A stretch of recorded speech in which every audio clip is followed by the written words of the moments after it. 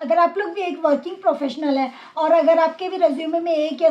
2 साल का career gap है, क्योंकि आजकल आप सभी को पता है कि कोई भी कंपनी हायर करने से पहले पूछती है कि आपके रेज्यूमे में या फिर आपके through out the education career में आपका कोई गैप है या नहीं। तो आपको क्या, आप लोग जब मेंशन करते हैं कि 1 साल का गैप या 2 साल का गैप, तो डेफिनेटली कंपनी आपके रेज्यूमे को साइड कर देती है अनलेस अनटिल आपके पास कोई एक स्ट्रॉन्ग स्किल्स या स्ट्रॉन्ग नॉलेज ना हो तब तक। और अब उसके बदले एक लेस एक्सपीरियंस आदमी को भी हायर कर लिया जाता है, even you are more experience than that other candidate. तो रीज़न क्या है कि इसके 3 रीज़न है। पहला कि कंपनी को लगता है कि आप बहुत दिन से अपने काम से दूर हैं, तो आपको उसकी नॉलेज नहीं रही होगी। दूसरा ये कि कंपनी को लगता है कि जो नई नई टेक्नोलॉजी या नए नए टूल्स आ रहे हैं तो वो आपको आते हैं या नहीं, आप मार्केट से अपडेट हैं या नहीं। और थर्ड कि अगर कंपनी को लगता है कि अगर आप हायर भी कर लें तो आप कितना फोकस रहेंगे अपने काम को लेके, क्योंकि आपने पहले भी एक बार गैप लिया है without reason, without valid reason के, तो आप दोबारा भी ले सकते हैं। और जो नई न्यू टूल्स एंड टेक्नोलॉजी आ रही है तो आप उसको एक्वायर कर पाएंगे या नहीं, क्योंकि किसी भी टेक्नोलॉजी को गैप के बाद अगर आप कोशिश करिएगा कि आप उसको सीख लें तो वो थोड़ा मुश्किल होता है। तो hello hi, this is Prerna and आज हम लोग इस वीडियो में देखेंगे कि अगर आप एक वर्किंग प्रोफेशनल है, स्पेशली फॉर द गर्ल्स, क्योंकि उन लोगों को ये प्रॉब्लम आती ही है कि उनके करियर में एक या बार ना एक गैप हो जाता है और फिर जब वो दोबारा स्टार्ट करती हैं तो उनको समझ नहीं आता कि वो कहाँ अप्लाई करें या फिर इस क्वेश्चंस को कैसे आंसर करें। तो आज हम लोग इस वीडियो में देखेंगे ऐसे 6 रीज़न और 6 डिफरेंट फील्ड, अगर आप कैसे उनके करियर गैप वाले क्वेश्चंस का आंसर करना है। तो चलिए स्टार्ट करते हैं। पहली चीज़ आपको याद रखनी है कि आपको कभी भी सामने वाले या फिर जो इंटरव्यू ले रहा है उसको ये नहीं दिखाना है कि आपने बहुत दिन से कुछ किया नहीं है, आप उस टेक्नोलॉजी से दूर रहे हैं। तो आपको हमेशा उसको ये दिखाना है कि आपने भले ही कोई प्रोफेशनल काम छोड़ दिया लेकिन आप उसको यूज टू में हैं, आप उस टेक्नोलॉजी का अभी भी यूज़ कर रहे हैं, not directly but indirectly use कर रहे हैं। लाइक अगर आप एक ब्लॉगर या फिर कंटेंट राइटर क्रिएटर हैं तो आप उनको मेंशन कीजिए कि आप एक फ्रीलांसर कंटेंट क्रिएटर हैं, जिससे आप उनको ये लगेगा कि आप अपनी जो स्किल्स है, आपने जो काम किया है वो अपनी कम्युनिकेशन, अपनी इंग्लिश पे आपने एक ऐसे फ्रीलांसर कंटेंट क्रिएटर और ब्लॉगर की तरह काम किया है और आपने अपनी जो प्रोफेशनल एबिलिटी है उसको मेंटेन रखी है और आप न्यू टेक्नोलॉजी को भी एक्वायर करते आ रहे हैं। अगर आप सेकंड है या वर्क एक्सपीरियंस ऐसा नहीं है जो कि ब्लॉगिंग या कंटेंट राइटर से है, तो आप उनको मेंशन कर सकते हैं कि आप कंसल्टेंट या एडवाइजरी फील्ड से हैं। तो उससे क्या है कि सामने वालों को लगेगा कि एटलीस्ट आपने काम नहीं किया, लेकिन आप एक फ्रीलांसर एडवाइजर या फ्रीलांसर कंसल्टेंट है, तो सामने वाले को ये लगेगा कि एटलीस्ट आपने अपनी जो एबिलिटी है, अपने जो नॉलेज है वो स्मॉल जो ऑर्गेनाइजेशन है या फिर स्मॉल स्टार्टअप्स हैं उनको एडवाइजरी और उनकी हेल्प की अपने ऑर्गेनाइजेशन को ग्रो अप करने में।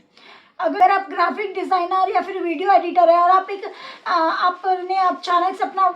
जो पैशन है उसको छोड़ दिया है, तो आप क्या कर सकते हैं, आपके मेंशन कर सकते हैं कि आप एक फ्रीलांसर ग्राफ एडिटर है या फिर फ्रीलांसर वीडियो एडिटर है और आपने ऐसे फ्रीलांसिंग या फिर स्मॉल कंपनी या ऑर्गेनाइजेशन के लिए आपने एज ए फ्रीलांसर या ऑफलाइन काम किया है, जो आप दिखा भी सकते हैं। तो ऐसा उनको ये लगेगा कि एटलीस्ट आपके पास एक नॉलेज है, आपके पास एक ग्राफिक नॉलेज है, आपके पास एक वीडियो एडिटर का नॉलेज है। भले ही आपने उसको एक स्मॉल ऑर्गेनाइजेशन के साथ अपना एक्सपीरियंस, अपना कम्युनिकेशन, अपना जो हॉबी है वो आपने शेयर किया है, लेकिन एटलीस्ट आपके पास कुछ है जिसने आपको अटैच करके रखा है। थर्ड है कि अगर आप किसी टीचिंग फील्ड या फिर किसी मेंटरशिप वगैरह फील्ड में जाके अप्लाई करना चाहते हैं या फिर जैसे बायजूस वगैरह टाइप की कंपनीज में अप्लाई करना चाहते हैं, तो या फिर आप ऐसे HR या किसी रोल के लिए हैं और आपने सोचा कि आप कैसे मतलब आपने छोड़ दिया है, अगर आप दोबारा अप्लाई करें तो आप क्या बोल सकते हैं, तो आप मेंशन कर सकते हैं कि आप एक ऑनलाइन ट्यूटर या फिर ऑनलाइन टीचर की तरफ आपने वर्क किया है, जिसमें आपने जो HR का जो काम था आपने मेंटरशिप की है, आपने लोगों को गाइड किया है और आपने अपने जो पर्टिकुलर स्किल्स की नॉलेज है वो आपने बच्चों के साथ शेयर किया है, तो वो डेफिनेटली इसको कंसिडर करेंगे, क्योंकि बेसिकली उनका काम तो यही रहता है ना कि अपने आप को कैसे कम्युनिकेट करना, कैसे लोगों को एडवाइस करना, कैसे लोगों की हेल्प करना। तो ये आपके उस स्किल्स को डेफिनेटली कंसिडर करेंगे। फिफ्थ है कि अगर आप किसी वेबसाइट डेवलपर या फिर प्रोग्रामर फील्ड से हैं, लाइक आईटीज में हैं, तो आप क्या मेंशन कर सकते हैं। तो आपको क्या करना है कि आपको मेंशन करना है कि आप फ्रीलांसर वेब डेवलपर या फ्रीलांसर आपकी जो प्रोफाइल है वो आप मेंशन कर दीजिए। उससे क्या होगा कि उनको लगेगा कि आपने कुछ या फिर आप मेंशन कर सकते हैं कि आपने एक स्मॉल कंपनीज या फिर ऐसे स्टार्टअप कंपनीज के लिए ऐप बनाया है या फिर वेबसाइट बनाई है, या फिर अगर आपने खुद के लिए भी कुछ बनाया है तो आप उसको मेंशन कर सकते हैं। इससे क्या होगा कि वो सोचेंगे कि आपने जो न्यू टेक्नोलॉजी आई है या मार्केट में जो न्यू एआई वगैरह की जो आजकल चल रही है, तो आपने उसको यूज़ किया है, आपको उसके बारे में नॉलेज है, तो वो आपके रेज्यूमे को पक्का कंसिडर करेंगे। Last but not the list, अगर आपका प्रोफाइल कोई डिजिटल मार्केटिंग या सोशल मार्केटिंग क्रिएटर है, अगर आपके पास बाकी कोई चीज़ों का एक्सपीरियंस नहीं है, तो आप क्या कर सकते हैं, मेंशन कर सकते हैं कि आपके पास आप सोशल मार्केटिंग का काम कर रहे थे, as a freelancer social marketing का काम कर रहे थे, या फिर बोल सकते हैं आप डिजिटल मार्केटिंग कर रहे थे, फ्रीलांसर डिजिटल मार्केटर थे। तो उससे क्या होगा कि आप बोल सकते हैं कि आपने बहुत सारी कंपनीज के प्रोफाइल, सोशल प्रोफाइल को मेंटेन करने में हेल्प की, उनके मार्केटिंग करने में हेल्प की। तो उससे क्या होगा कि उनको कंपनीज को लगेगा कि आपके पास एक डिजिटल मार्केटिंग की स्किल्स है जिस पे आप काम कर रहे थे। आप हो सकता है कि जो आपके प्रोफाइल हो, जो आपके जिसके लिए अप्लाई कर रहे हो, वो आपके लिए, आप उसके लिए उस समय वो प्रोफाइल और ये प्रोफाइल आपका मैच ना हो, लेकिन एटलीस्ट वो ये सोचेंगे कि आप जो आपके पास गैप है उसमें आप आइडियल नहीं बैठे थे, आपने कोई न्यू स्किल्स पे काम किया है, तो ये आपके लिए डेफिनेटली बेनिफिट रहेगा। लेकिन ये सब बोलने से पहले आपको कुछ चीज़ों का अच्छे से ध्यान देना है। तो वो चीज़ है कि अगर आप जिसके लिए भी अप्लाई करना चाह रहे हैं, तो पहले आपको उसकी अच्छी सी नॉलेज होना चाहिए, ताकि उनको भी ये लगे कि करियर गैप है तो भी आपने जिस पोजीशन के अप्लाई किया है उसकी आपको कंप्लीट नॉलेज है। सेकेंड, कि आप जो बोल रहे हैं, जो रीज़न दे रहे हैं, लाइक आपने दिया है कि आप फ्रीलांसर वेब डेवलपर है, तो आपको उसका कुछ आइडिया होना चाहिए, क्योंकि अगर वो डेफिनेटली चेक करेगा कि आप सच बोल रहे हैं या झूठ बोल रहे हैं। तो आप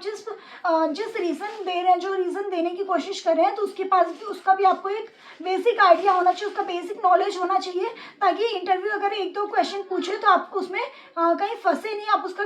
कॉन्फिडेंस से रिप्लाई कर सकें। तो आज के लिए इतना ही। Hope you like this video. Thanks for watching.